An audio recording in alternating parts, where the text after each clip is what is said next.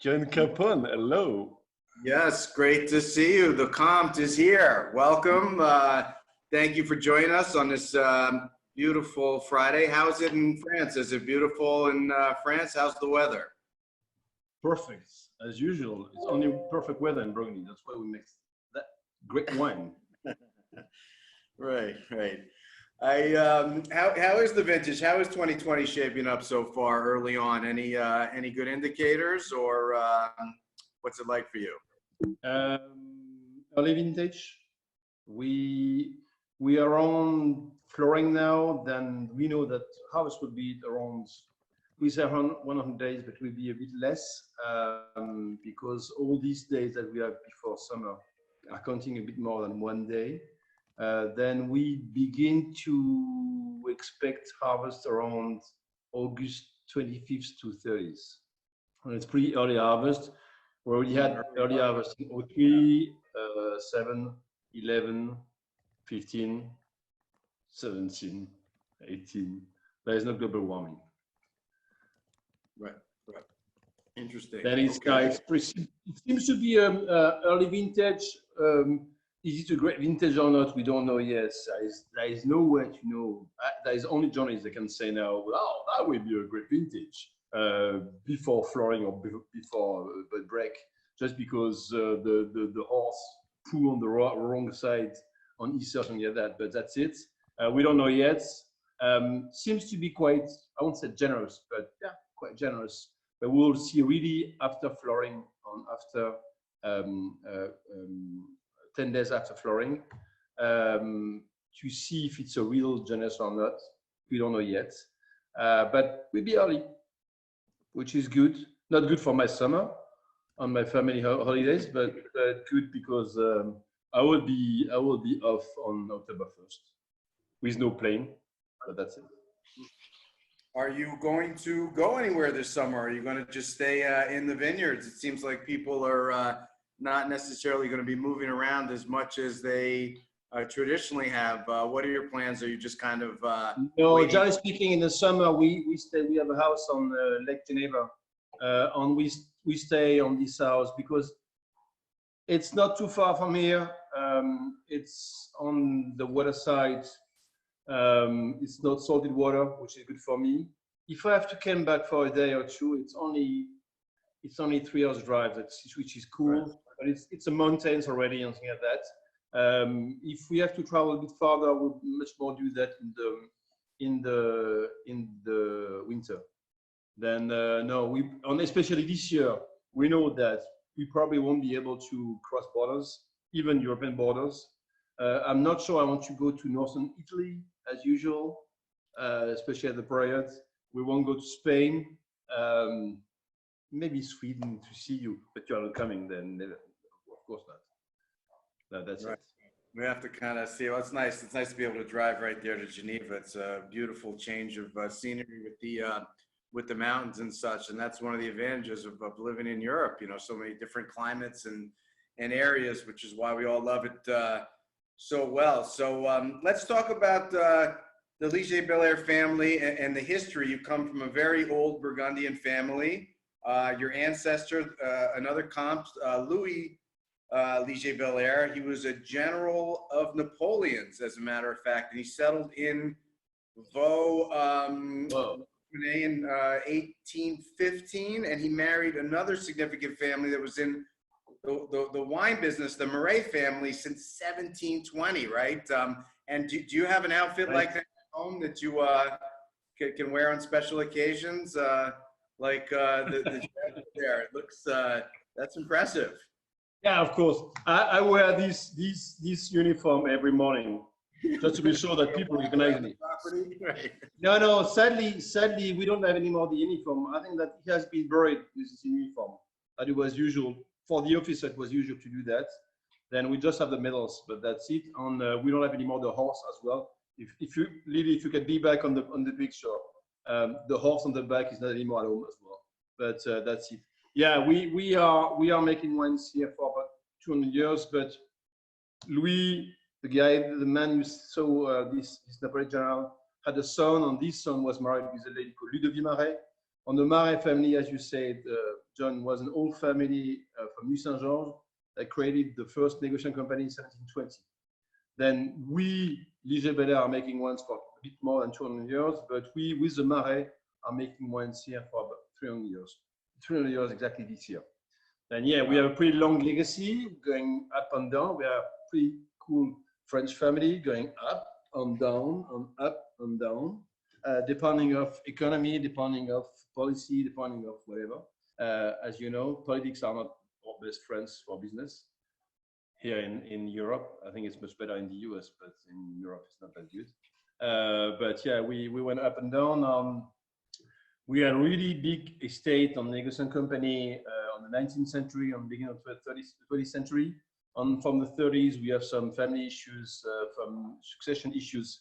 And we lost almost all the vineyards sold in public auctions, legal public auctions, because of successions. And we just kept a tiny part of the vineyard.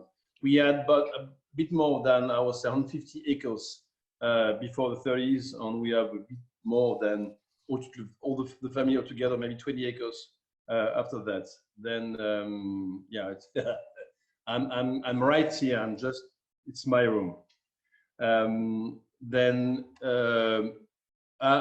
in the 30s, my grandfather wasn't more involved in the wine business because we had just a tiny estate in Vosne. My grandfather became a négociant and died during the war in 1941 due to the war. My father decided to be an officer. As in the family, or you are a winemaker or you're an officer. When you are an officer, you have to be a general. My father was a general, like my ancestor. I prefer to be a winemaker because I was sure to achieve that a bit earlier than become a general. And I took over the estate in 2000. But between the 30s and 2000, we didn't farm anymore our vineyards. We had some farmers working for us. We call that not exactly farmers, but sharecroppers. And it's what we call métayage in Burgundy. It's quite only used in Brittany and in Burgundy. This kind of farming contract means that one guy is working for you and you share not the incomes, but you share the fruits. And at the outside of the vineyards after harvest, half is going to the farmer or the métayer, the sharecropper, half is going to the landlord. That's why we still make wine and we still sell wine under Comte Liger-Belair label. Even we didn't make any more wines. The last labels that you could see were the Bouchard Père-et-Fils labels, because we were selling all our fruit to Bouchard Père-et-Fils, or wine to Bouchard Père-et-Fils. But before it was Bichot, before it was Leroy, before it was Delaunay. Then from the 30s to 2000, we had a succession of different négociants that were buying our wine and bottling that with or without our name. Leroy, by example, had La Romanée between 1950 and 1962, and they never labeled Comte Liger-Belair. When it was Bichot after, they labeled sometimes Comte Liger-Belair, sometimes only Chateau de Vosne Romanée. On Bouchard Père-et-Fils, when they began in 76, they were using the Comte Liger-Belair label. Give me a second because I have an empty glass. Thomas, je peux avoir du vin? Thomas is my new left or right arm, but he's not pouring my glass. Je peux avoir du vin parce que je peux pas me lever. Et tu en prends pour toi.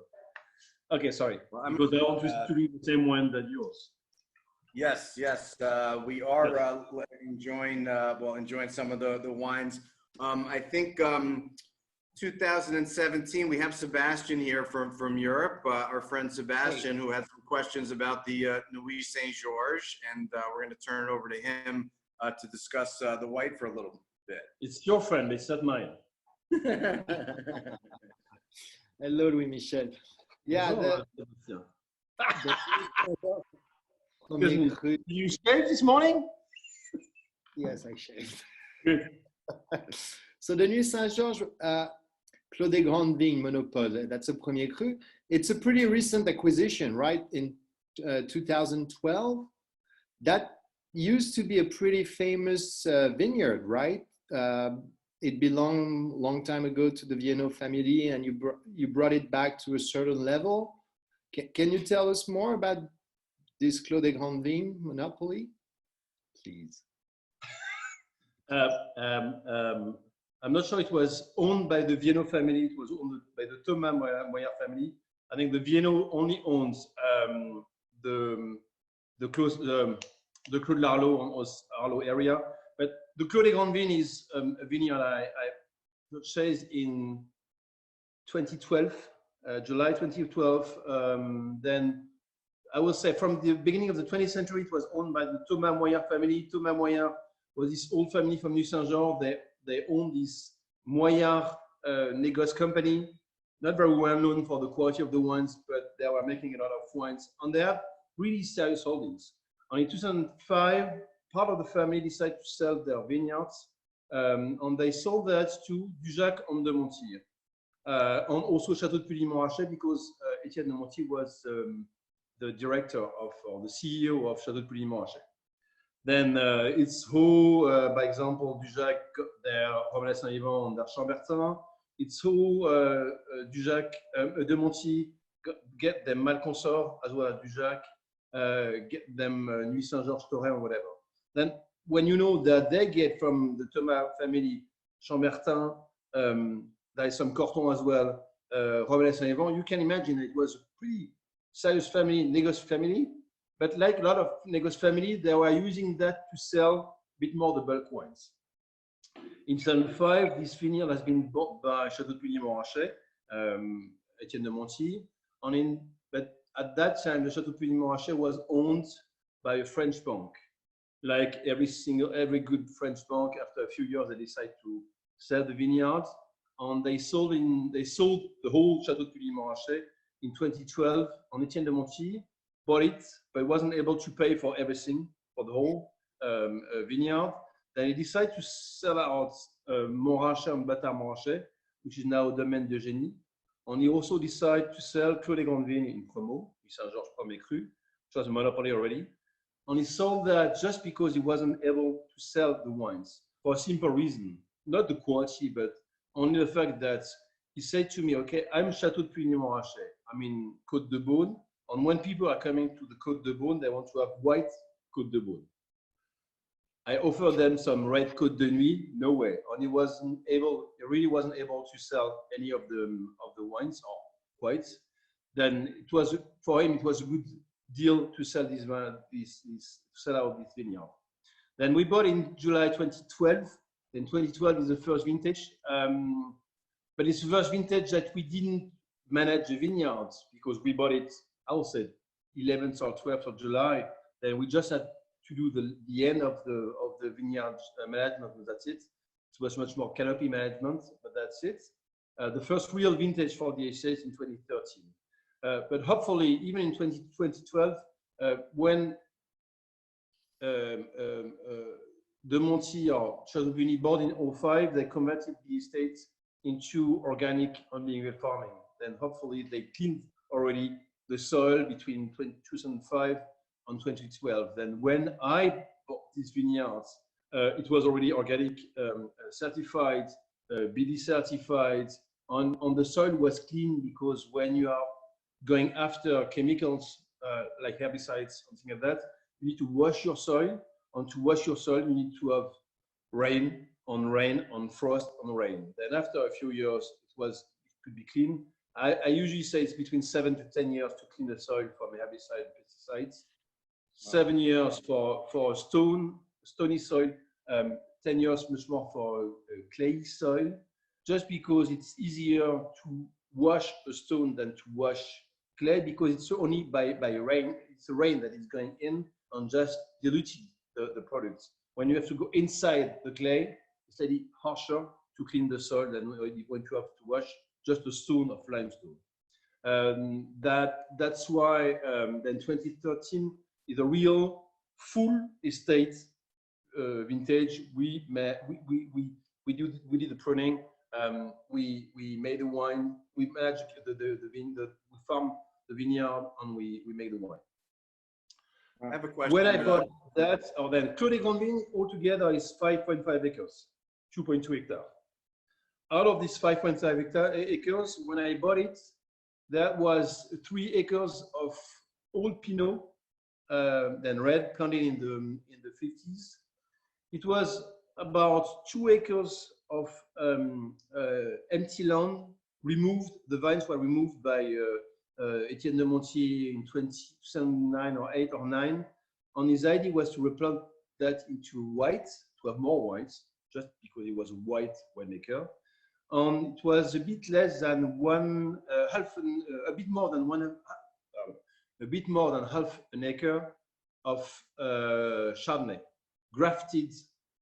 overgrafted, I say, in 2010. That's why we make this white now. This is the only one white we produce at the estate. I wasn't expecting to make any whites, but when I bought this vineyard, we had this 0.3 hectare, then 3/4 of an acre of Chardonnay. I said, okay, let's play with. Why not doing that? Why not removing that? I prefer to keep that because it was producing and making interesting wines, I think. The empty land, I replanted that with Pinot, and it was planted in Pinot in 2013-14.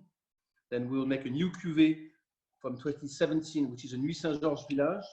Even it's on the Clos, and even it's on the Premier Cru land.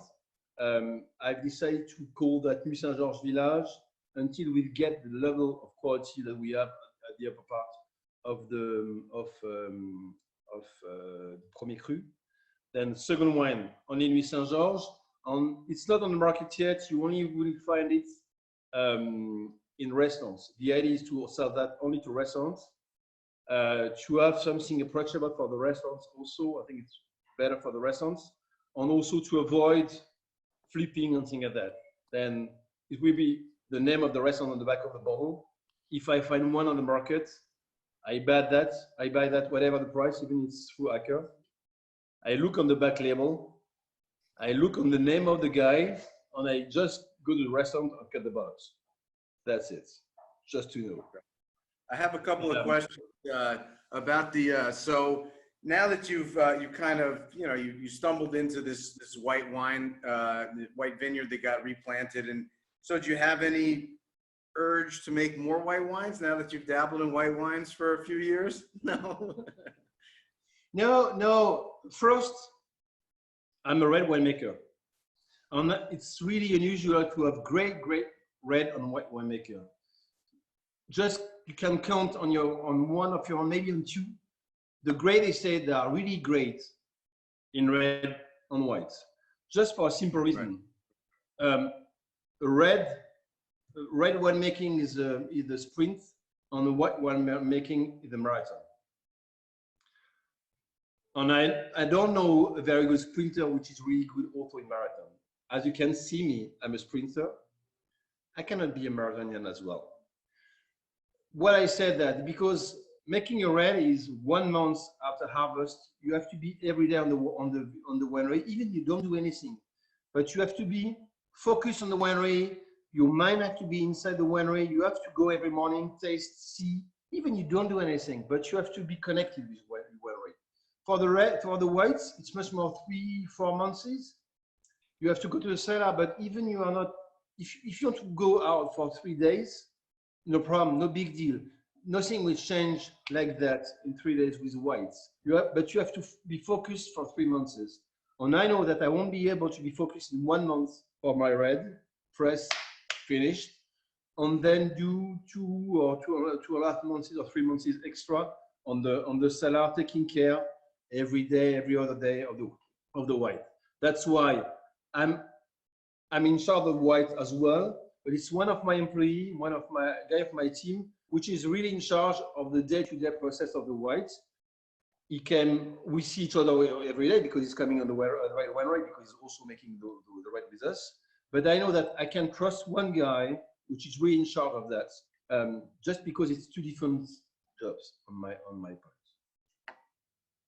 And I think it's enough for me.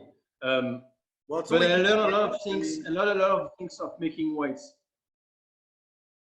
Yeah, it's 911 bottles, so it's not a lot of wine. It's basically 3 barrels, and you know, but it's delicious. 2017 is a great vintage for white wine. And this is very, it's very intense. It's got a lot of great citricity. I mean, to me, it screams out for food. I really I want to have like a snack with this. It's a serious wine, you know, despite being just a Nuits St. Georges, so to speak. You know? It's a Nuits St. Georges premier cru, excuse me. Right, First, right. on also, it was very interesting for me because we are talking a lot about pre-mox with Burgundy and that. I wanted to understand a bit more about pre-mox. The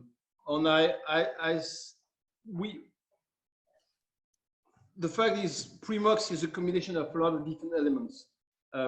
Global warming, low yields, oak, new oak, cork, ball, the neck of the ball, the vineyard management, the canopy management, but also the use of the sulfur during the pressing and during the winemaking process.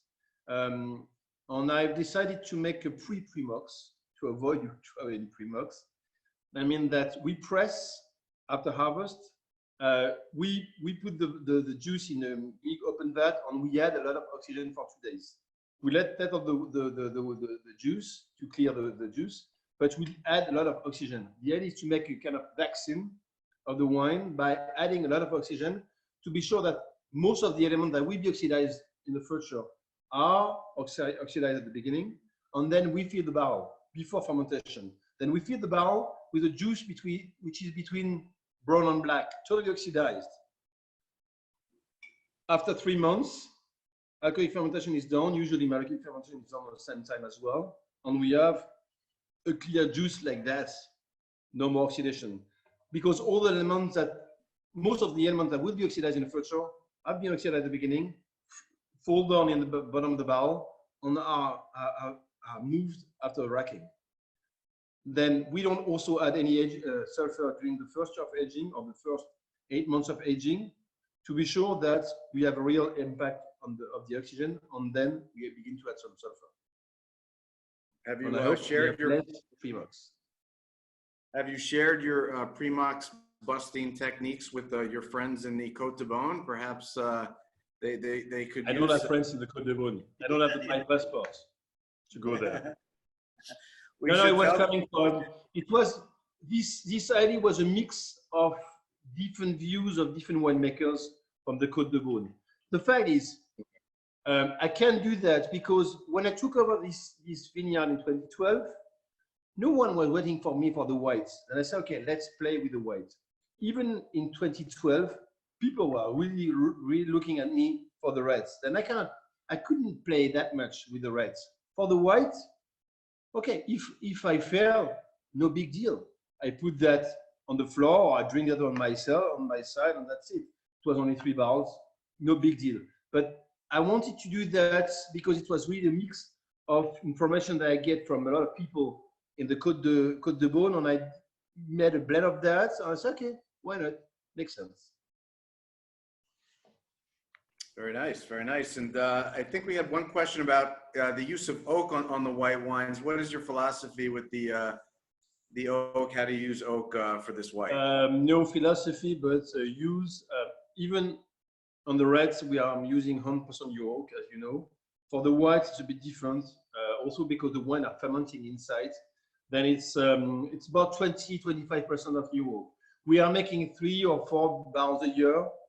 We have 1 new barrel every year, one year and 1 2 years, or 1 year, 1 2 years, 1 3 years for 3 wines. That's it, maximum. Then it's a maximum of, I would say 30% of new oak, but that's it. I think this is great. This white, I think this could be your best one yet. I think, you know, as you spent more time making this wine year after year after year, it's getting better and better and better. I mean, this is great. And also with the aging, also with the bottling, we learn a lot of things. Even we also learn from the whites to the reds. Also about oxidation of the white or the reds. I realized that I was really doing a lot of oxidation on my reds by pumping overs. We do this infusion, that means that we pump, and we pump at the bottom and put at the top. with adding of air, natural adding of air. And I think that my wines also are much more stable. My red wines are much more stable, just because we have this quite of oxidative way to make the red wines. We don't have that much issues with the stability of the wines, or not at all. I think it's also because of that, because we are pretty low in sulfur, and even we are low in sulfur, we don't have any trouble with evolution, especially for the Clos du Château, which is a very light wine and very sensible wines. We don't have any trouble. I think it's because we are doing this natural oxidation, oxygenation that we have from the way we're making wine. Very nice. Well, we're going to move on to some reds shortly, but before we do, let's talk about your kind of history at the domain. The last 20 years, you started, your first vintage was officially 2000. Was there any pressure on you when you were growing up? I mean, your father was a general. He was a very significant person in the French military still. And was there any pressure for you to follow that path, or you kind of said you felt the wine bug early on? Who were some of your early mentors? Where did you study? And how was that from a family dynamic for you?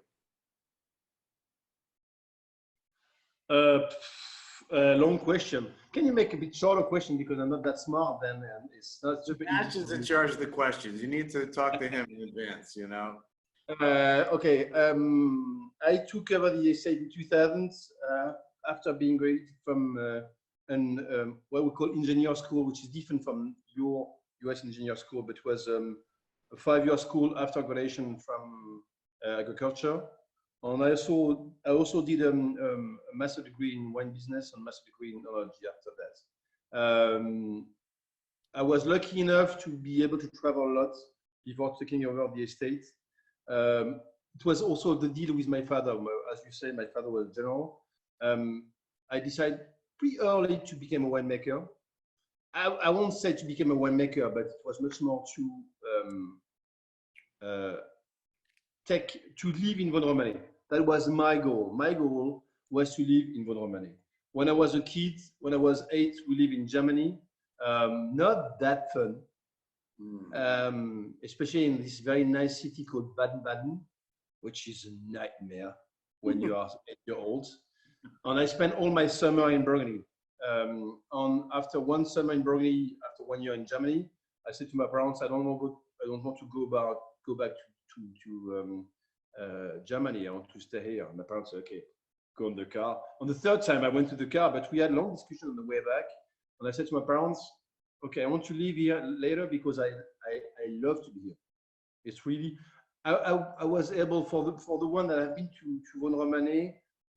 Vosne-Romanée is not the nicest village of the world, but when you grew up in the center of Vosne-Romanée, inside the castle, and your parents let you do what you want because it's just upgrading the house. It's just crazy. You can do what you want, and you can go everywhere. It's not that big, but it's big enough for an 8-year-old kid. And my parents said, okay, if you want to live in Vosne, you probably would be a winemaker. You will be involved in the wine business.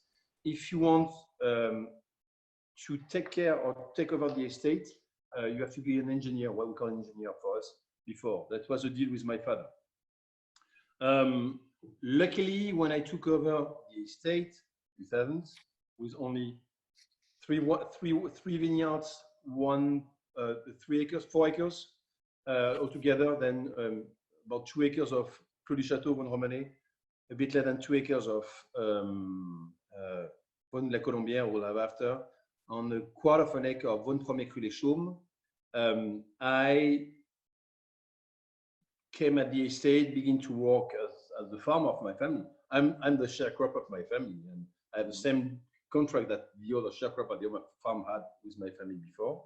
Then I had some time, and also I was lucky enough because my father, after a few months at the estate, said, okay, I want to have another view that yours and mine about what you are doing. I will ask one of my old and good friend to come and just give you some views and taste with you. And first come to the winery and then taste with you. Then this good friend was Henri Jaillet. They were friends since childhood because My father grew up in Vosne-Romanée.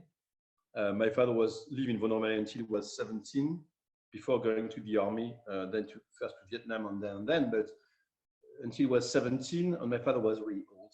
My father was born in 28.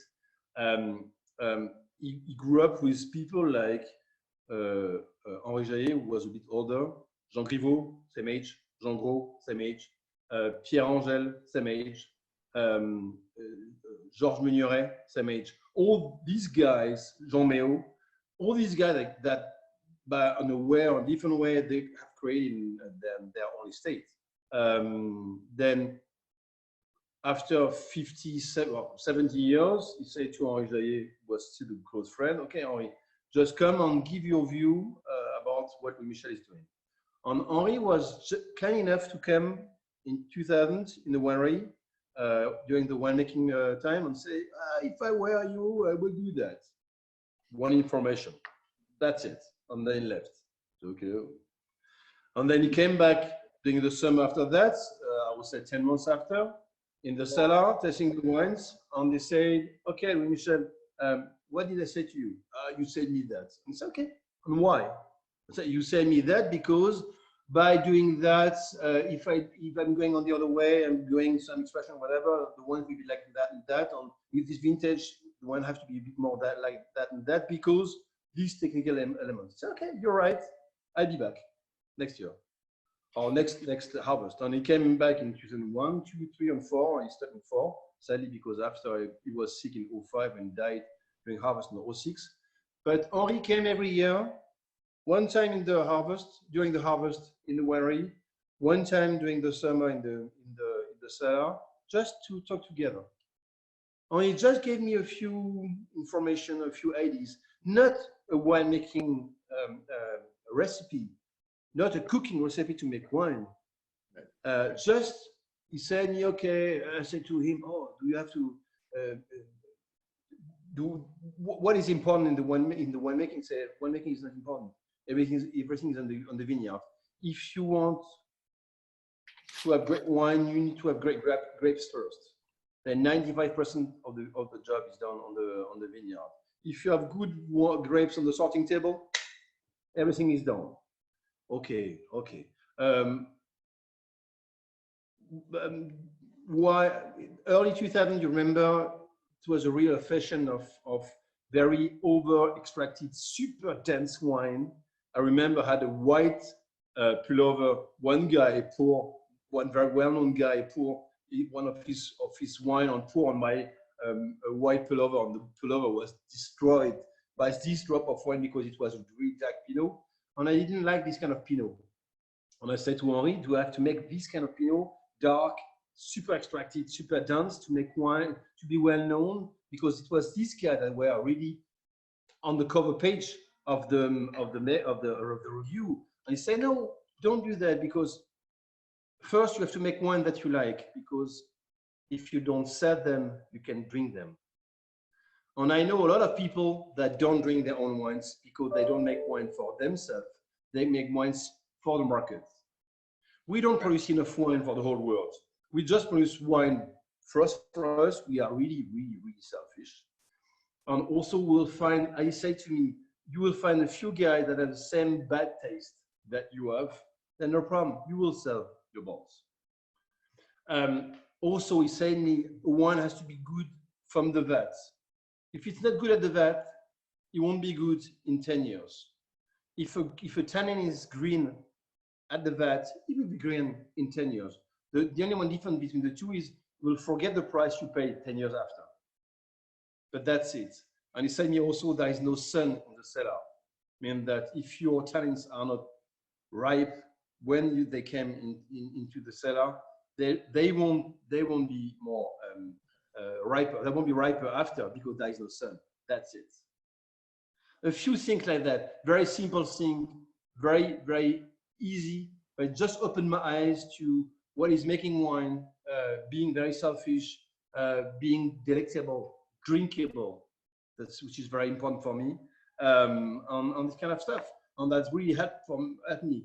It didn't help me on the business point of view at the beginning, because it was not the way to sell wine, but it was a way to make wine that can age. That was very important. Right, right. And so the first 2 or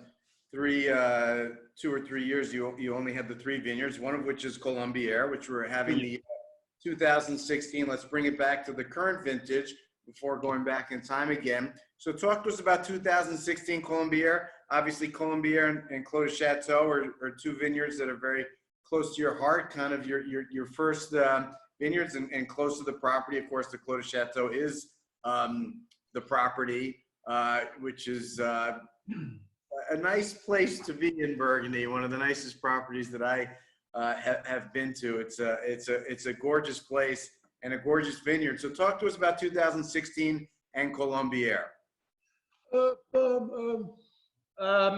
Okay, what first, 2016 or Colombière? What do you prefer? Dealer's choice. You're the dealer, so. Okay, Colombière. It's probably 100 meters far from the house, and 300 feet on 1 yard from the house, just below the house. Between Colombière and the Chateau, we have Clos du Château. Clos du Château is the end of the slope, slightly slopey, when Colombière is totally flat. Clos du Château is slightly on limestone soil, when Colombière is only on clay soil. Very old vines, between 70 and 100-year-old vines, but even it's old vines, even the roots go deep. They will never see limestone, because limestone is super deep. It's really a Pinot on clay soil, as usually you have in most of the village level wine in Burgundy. When you touch clay, it's sweet. You can have the sweetness, it's round. When you taste clay, the same thing. You have this kind of circular taste. When you touch limestone, it's a bit more angular. When you taste limestone, the same thing, a bit more angular. Here, we are on really clay soil, a very usual clay soil, deep clay soil with old vines. Then you have this kind of circular space that you can get on the Colombière. 2016, we love this vintage. April 27th, we had a simple issue. It's fun because we had on the 17th of April, I remember we were on the vineyard in the morning, in the Clos de Vougeot, and we were looking on the shoots, and we saw the shoots were doing like that, especially for the Chardonnay. So, oh, it's weird. What happens? By walking on the vineyard, we saw all the shoots after on the reds and Pinot like that. We had a huge frost on April 27th, 2016, and we lost between, I would say quite known, to 99% of the harvest, depending on where you are. On the Clos de Vougeot white, as Chardonnay is a bit earlier than the others, we lost 99%, meaning that when we make usually 1.5 tons of grapes, we made 15 kilo, 1 bucket.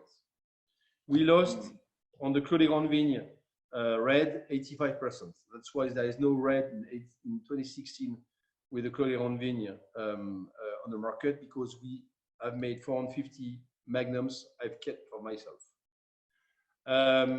On Colombière, we lost, I would say, 40% of the 50% of the harvest. On Reignots, it was a good vintage, depending where you are on the slope. As when you have a slope like that, the fresh air is going down and stop on the bottom. Then when you are really at the bottom, like Colombière, Clos du Château, you have much more frost effect than on the Premier and Grand Cru that are Grand Cru at the middle of the slope and Premier Cru at the top on the bottom. Then we have lost a lot on a few different vineyards, especially on the Clos de Vougeot, also Echezeaux, because Echezeaux, it's a different situation, it's a different corridor. We have some fresh air coming from the Comte d'Orvaux, which is coming with a lot of fresh air. And we lost, I will say, 50% on the Echezeaux. On the Clos de Vougeot, we didn't lose anything. because of the wall and whatever. Then 2016, then short vintage, but I think that the frost saved the vintage due to the climate that we had after. The summer was good, but not that good. I'm not sure. I'm quite sure that if we had the full harvest, 1% of the harvest will have a ripe vintage. It's because we lost between 30 to 50% of crop early enough that we had this ripeness. If we had 100%, I don't think that we'll talk about 16 now. What is your view, John? But the great thing about 16, well, what I love about 16 is just the freshness. I mean, you know, and it's an interesting conversation. I mean, 17, 16, 15, the three vintages, because they all have such distinct personalities and are so different. It's like the three siblings that are really unique. And to me, 16, just the freshness, there is a freshness to it that's like the first word that comes to my mind when drinking 16. They're just like, they just pop in the glass with this freshness. And I'm saying that in the Colombière. I mean, this is a delicious wine. Yes, it's still young, but I'm enjoying it. I don't feel bad drinking it. I think, you know, one of no. First, you don't have to feel guilty to drink a young wine. Right. The idea, what I've learned with Henri, is the wine has to be good from the beginning. If it's good at the beginning, it won't be good at the end. But if it's good at the beginning, that don't mean that it won't age. Wines age pretty well. I mean that you know my wines for about 20 years. Yeah. Unless 04, generally speaking, in Burgundy, it's not that bad. Yeah, Lily is asking a lot of questions. You have to play.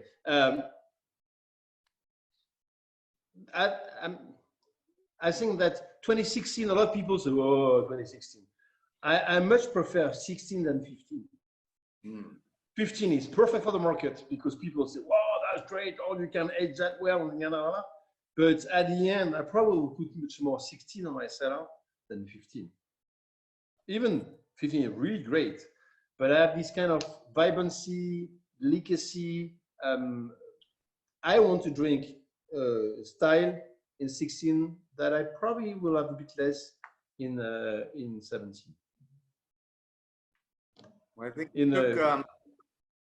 you took the words right out of my mouth for the second time. I think you have some psychic powers or something, because I was going to, you know, ask you about, you know, one of the things that is so great about your wines is that there's a deliciousness to them, both young and old. And that's not a quality that everybody can kind of capture in Burgundy. I think everyone can do that. It's just the way that you are making wine.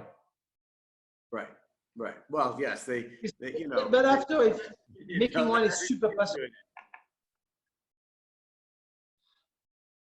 Where are you? I lost you. Making wine is something very personal. I mean, that you make wine first for you, I think. And it's also how you have been raised, how your palate have been raised, how your parents teach you what is this flavor, this flavor, this flavor. When people ask me, okay, can you make a description of your wine? I say, I'm totally unable to make a description of my wine because my strawberry is different from your strawberry, because you grew up in the US, I grew up in Europe. We don't have the same strawberry, and then we don't have the same style of taste. And also, I probably began to eat strawberry when I was 1, and that changed my taste. You probably maybe begin at 2, and that changed your taste. Don't rub it in. We all know that your strawberries are better than our strawberries, Louis-Michel. Okay. No, they're not better. They're just different. In France, we know. I'm very open-minded, as you know. But you know, so let's backtrack back to 20 years ago, early 2000s. You're making 3 wines. Okay, the new kid on the block here. How'd you get all these other vineyards? What happened? What's the story of all these great acquisitions you made? Because now how many different wines are you making now? 20 or so? I mean, it's 15. a lot. 15. 15. Simple. At the beginning, three first wine: Clos du Château, Vosne-Romanée, Clos du Château, Vosne-Romanée La Colombière, Vosne-Romanée Les Chaumes, altogether 4 acres, roughly, family holdings. I became the farmer. 02, other part of the family holdings, La Romanée, 2 acres, Vosne-Romanée Les Reignots, a bit less than 2 acres, 4 extra acres, and it was it, the whole family estate. 3.2 hectares, 8 acres, that's it. I was lucky enough in 06 to be able to rent some vineyards of one of our former sharecropper, former farmer, not easy to say, that was working for us until 2000 with Clos du Château and Colombière and Chaumes. When we stopped with this guy, in fact, we informed the family that we are working for us, early 90s, that I will stop working for us, but in 10 years. Then they thought it was fair. And when this guy, that was our farmer in the past, had to stop his estate, he came at the estate and said, okay, you were fair with us. We were your farmer for 70 years. You could be my farmer for the 20 next years. And I was, thanks to that, I was able to rent Echezeaux, big parcel, 1.5 acre, Vosne-Romanée Les Suchots, Vosne-Romanée Petit-Mont, Vosne-Romanée Brûlé, 8 premiers crus Aux Cras, Vosne and Nuits. Altogether, it was 12 acres, near that. Then the estate was, after that, with also some Bourgogne Rouge and Blanc. The estate was after that 8.5 hectares, which is 21 acres. And then in 2012, I bought this Clos des Grands Vignes, 5.5 acres. That is the extension of the estate. That's why we are now at 10.5 hectares, which is 26 acres. Yeah, that. Since 2015. Go ahead, sir. Since 2015, I'm doing a negotiation effort. The only one I accept to do, because as we are in organic farming and biomedical farming certified the estate for 10 years, and I consider that 95% of the wine is made on the vineyard. I didn't want to be a winemaker, a negociant. It was negociant was the old part of the family. It was also what happens now to my cousin, which is much more a negociant than a winemaker. But it's really great. I mean, that everyone has his own path to follow. But I didn't feel confident with that, and I decided not to have any negotiation effort unless it's Clos de Vougeot, which is, I would say, it's not the brother of the other wines, but a step brother, because it's organic farming certified. We are in really deep relationship with the owner. We can go there to do our vineyard preparation. We can add our own compost. We have a long-term contract, means that we have a contract for still 13 years. Then we can go in the vineyards. And it's what it's fun also, it's a former holdings of the family that the family has sold in the 30s. And now I'm buying the grapes back. That's why when you look on the label, every single wine of the estates, 40 of them are Vosne-Romanée, or Domaine du Comte Liger-Belair, and Les Clos de Vougeot, which is only Comte Liger-Belair, which is a négoce name. That's it. Okay, interesting. And so with all this growth and these amazing terroirs that you have access to, do you still feel the urge to have more access to other terroirs, or are you full? It's not very elegant to say I'm full, as you know. I already say you a couple of times. We never say that in France. You say that in France when you're at home having lunch, but that's it. Yes or not. When I took over the estate 20 years ago, I wanted to make wines everywhere in Burgundy. I wanted to make Chassagne-Montrachet. I wanted to make Gevrey-Chambertin. I was trying to acquire some vineyards from these areas. It never happens. And with time, I became lazy. And also with time, I understood that, especially when you are in biological farming, organic farming, you have to be close on your vineyards, because you cannot imagine how the climate is different from here to Vougeot, which is 1.5 miles far from here, or maybe 1 mile far from here. There is a turnabout in Vougeot on the main roads. It's often that on one side of the turnabout, you are on a heavy rain, on the other side, that you're on the sun. Then, as we are working in organic and liquid farming without nets, we have to be very close of our vineyards and to know exactly what happens, climate, and what's on being close to be able to go there pretty quickly. And also, you are coming at Domaine du Comte Liger-Belair to a Vosne-Romanée. You will accept the neighborhood, Nuits St Georges, Clos de Vougeot, maybe Chambol, but that's it. If you want to have a great Jaurès-Chambertin, where are you going to? You are not coming to Comte Liger-Belair for that. You will accept the Comte Liger-Belair, but you are much more going to go to whatever you taste, to Denis Morter or to Rousseau, to Trappet, I don't know. But you won't go to Liger-Belair for that. But you are the merchant, you will say, okay, I can buy you Jaurès-Chambertin. But the Jaurès-Chambertin will be on the backside of the shop, and you try to sell that to silly guys, stupid guys. Then with time, I really understood that my core is Vosne-Romanée. On what the core, I mean that when you grew up in Vosne-Romanée, it's the easiest than when you grew up in some other places in the wine world. On the neighborhoods, then I'm really focused in Vosne-Romanée. If I can get some other wine in Vosne-Romanée, I would be happy with. Nuits St Georges, I think I'm pretty okay now with. I have enough. We make 3 different Nuits St Georges, Cras on Clos des Grands Vignes, the premier cru, on Lavière as a village, on this new village from the Clos des Grands Vignes. Vosne, if I can make more, no problem. Echezeaux, I would be happy to make more. On the end of the neighborhood is Clos de Vougeot, we make some. I would love to have some holdings in the Clos de Vougeot to be sure that we can have our own grapes. Even it's good what we have, I wanted to have a bit more my hands on that. On the other side is Chambol. Well, why not Chambol? Could be okay for me. But that's it. Now, even if someone offers me Chambertin today, Mazy or Charles Chambertin, sure not.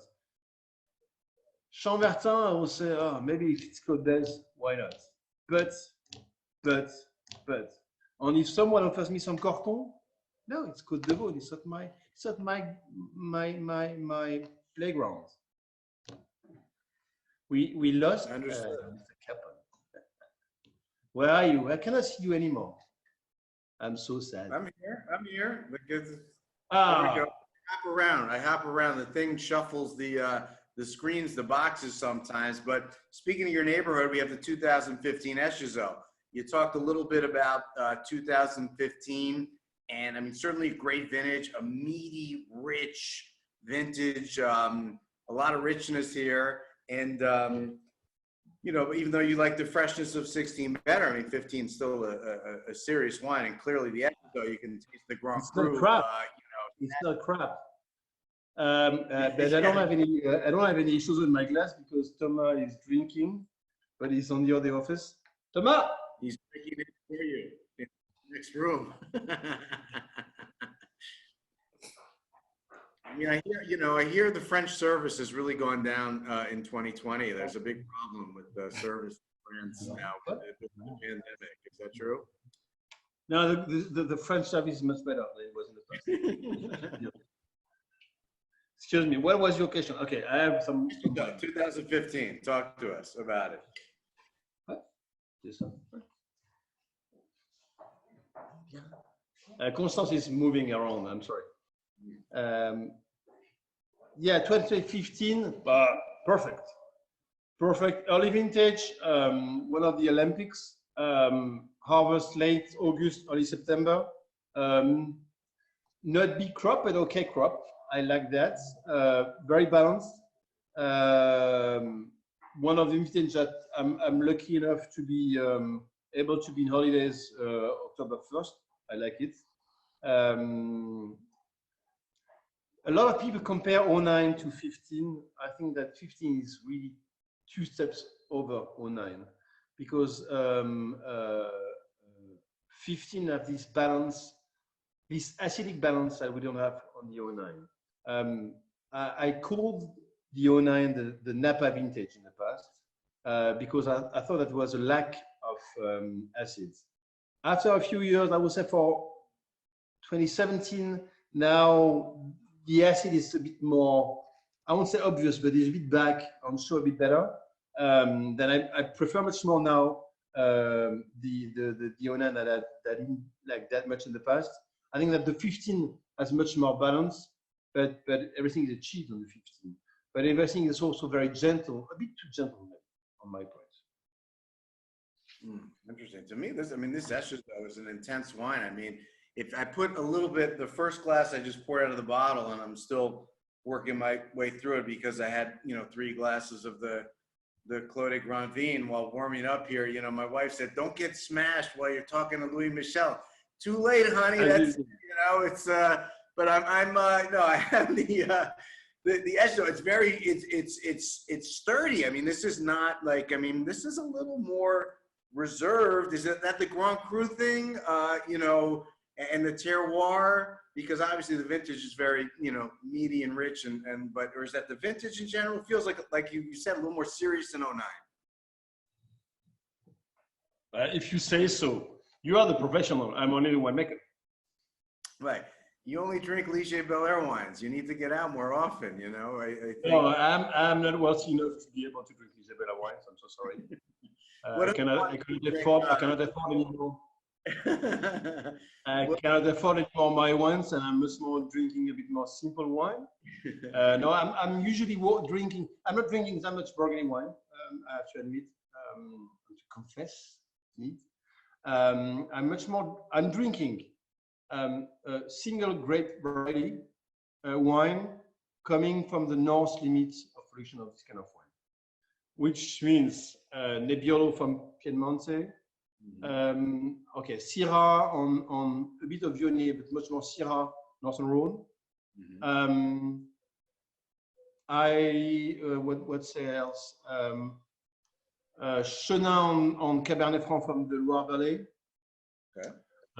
Mosel Riesling on Chardonnay and Pinot, of course, from Burgundy. And probably a bit more Chablis now than in the past. But that's much more that. As soon as one has been, grape variety has been blended with others, I'm a bit less fan of this kind of wine. I think because especially when you work with only one single grape variety and you don't blend anything, you are working without net. I mean that if your wine is not good, it will never be good. You don't have the tool to just make something a bit rounder or a bit better than you expected. If I fail with one of my vat of Vosne-Romanée, there is no Vosne-Romanée. If the Clos du Château, the vat of Clos du Château during winemaking process is not at the level, it will never be on the level. We won't produce Clos du Château. When you are making a lot of different vats with a lot of different varieties, if one vat is a bit lower than the others, okay. You put that with a second vin. I'm not a fan of that. That's it. I prefer people that are really borderline. Sometimes borderline is not on the right side. But that's it. Right. We have a couple of questions, Lily, from the crowd earlier. A couple things came in. Certainly. So we spoke a little bit earlier about the lease that you kind of sharecropped in 2006, adding vineyards back.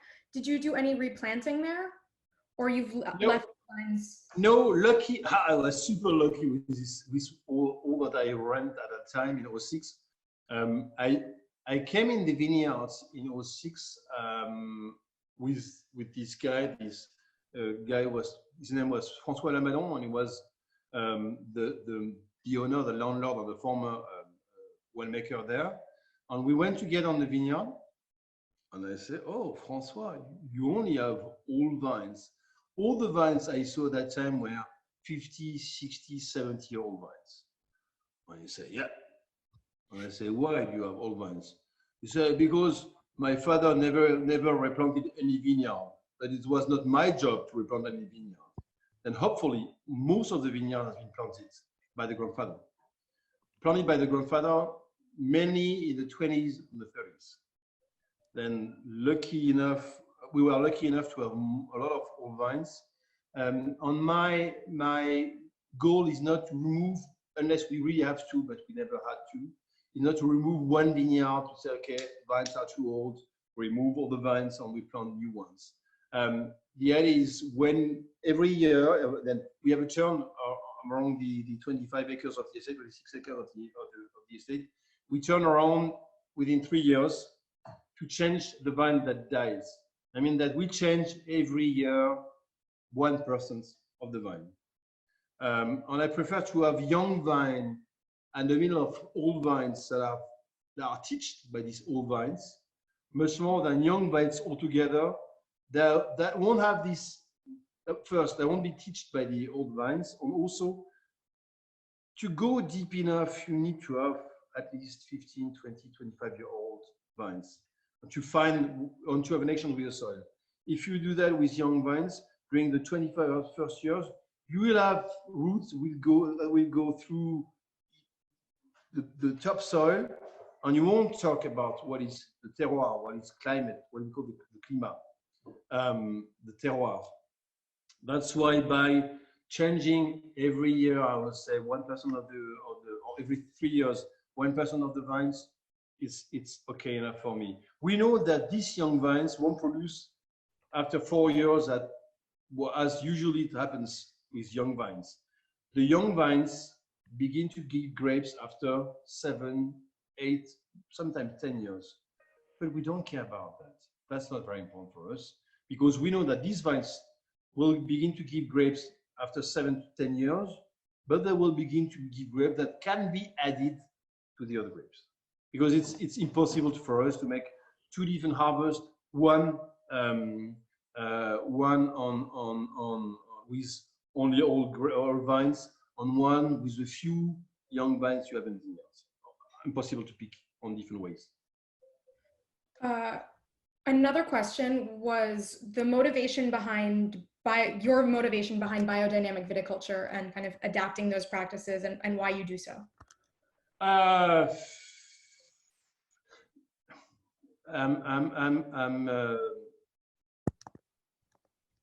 a mathematician first. I mean that when 1 + 1 makes 2 for me, which is not biodynamic farming.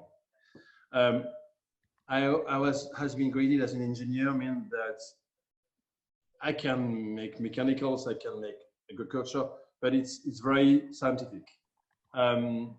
Before I took over the estate, I was working for an estate in the Côte de Nuit for 1 year as a simple employee. I wanted to learn about what is really working in the vineyard because at the end, I never worked in the vineyard and I was working for a very good I like this estate called Rossignol-Trappé in Georges-Chambertin. And I did that during the year 98 to 99. As a simple employee, I was paid on the hour base, but I learned with them how to really prune because I know how to do that through the books, but to know really not through the books was much more interesting to do that when it's very cold outside. The Rossignol-Trappé were already in bee farming from, I would say, 5 to 7 years. They were one of the first in Burgundy after Leroy and whatever. Then I met the group of these guys of being farmers in the late 90s. Was super funny. It was long-haired guys with big barb, smelling a bit too much for me. And one of these guys one day came to me and said, I'm a big farmer. During night, I'm going to the vineyard naked and I'm having sex with my vineyard. I said, oh shit, never for me. It was 98. Hold on. Just after Do we need to hold on, we're gonna cut that from No, because it's real. It's real. And it was the same time that I've read this book from Nicolas Joly, which was called The Vineyard from Sky to Moon or something like that. And I said, okay, it's crazy. Then I said, never for me.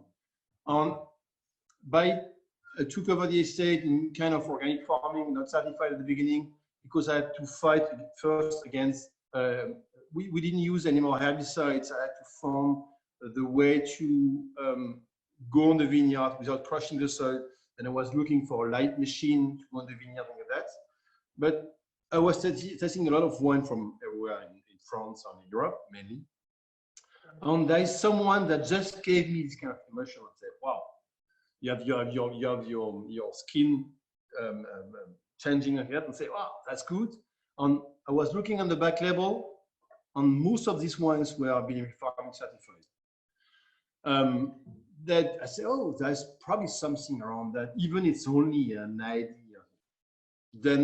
But by drinking wines, meeting some people, I really loved, and I still love, the Vouvray from the Domaine in Vouvray, and I was lucky enough in 2008 to meet Noël Pinguet. Noël Pinguet was son-in-law of Gaston Huet and was running the vineyard at that time. And in 2008, on early May 2008, there was a huge rainstorm in Vouvray that destroyed most of the vineyards. And he said to me, okay, I will show you a few things. And we went together on the vineyard and said, okay, this vineyard, I think it was Le Mont. He said, okay, this half of the vineyard has been sprayed half an hour before the storm with vinegar farming spraying. This other half has been sprayed the day after with an helicopter with chemicals. It was in July, and you had grapes on the BD farming. You didn't have any grapes on the chemicals. I said, okay, that's enough for me. Then we moved to that. It's also very selfish. It's my kids. My kids grew up here in Vosne. I mean, that's with Constance. We live here for 20 years. Our kids grew up here. Our kids grew up here. They went to the public school here until they were 11, at the other side of the city, of the village. And I didn't want to see my kid grew up in a kind of polluted area. When you have a lot of neighbors that begin to have cancer, we never know why, but there's something connected with the chemicals they're using. So okay, there is something wrong on that. And also, we are making wines in Burgundy for 10 centuries. And we have seen the evolution of the soil, of the climate, of everything here pretty dramatically in the 30 last years. And the quality was going down, quality of the wine, and quality of also the neighborhood, quality of the trees on here. That I remember when I was a kid, we had this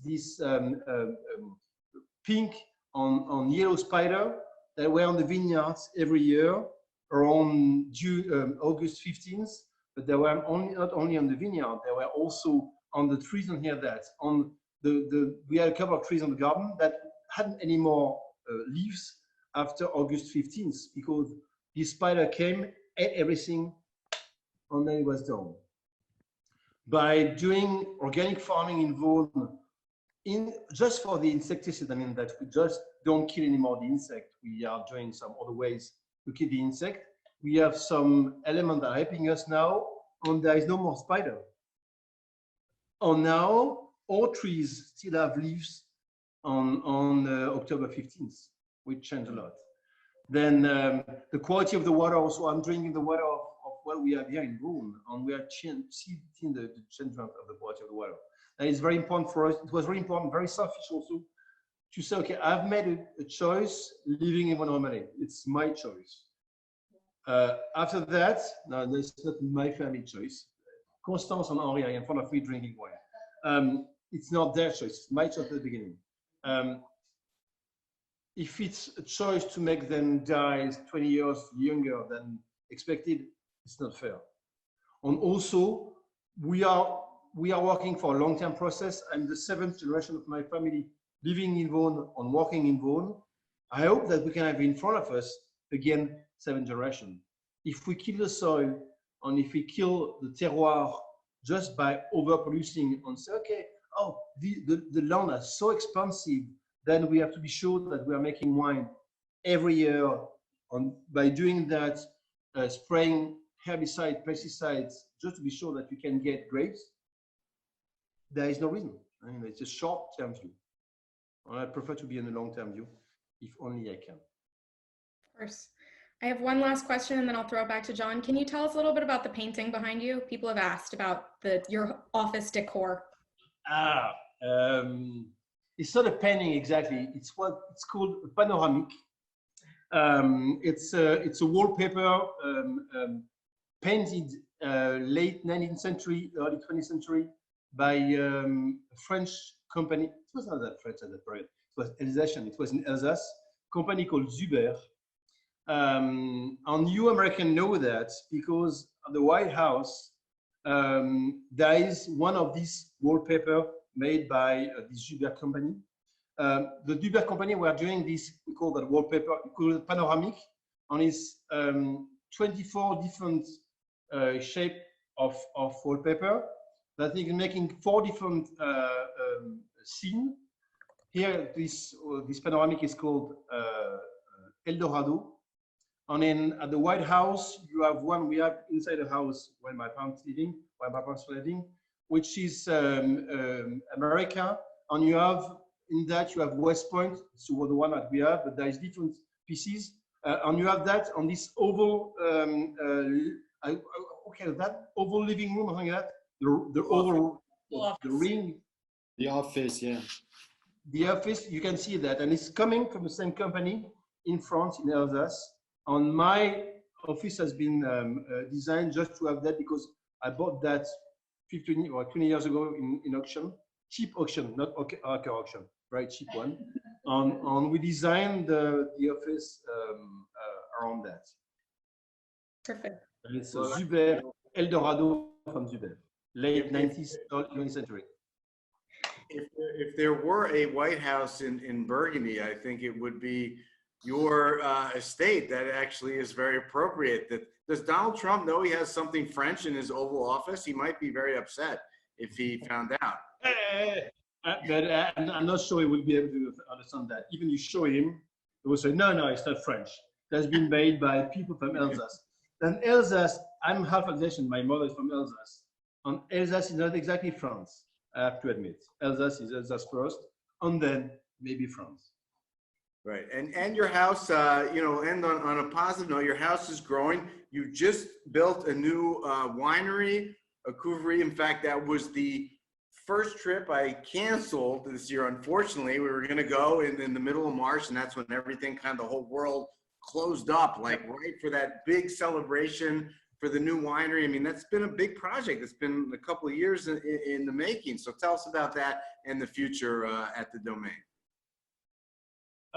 Yeah, in fact, we had an old winery from the 17th century, 18th century, the 17th, 1610, that we were using for a long time, and we didn't have space enough to make the wines at our standard today. Then I decided to build a new winery. Then we have built on the other side, on the house, on the Clos du Château, but which is connected with all the cellars, a new building which is 10,000 square feet altogether.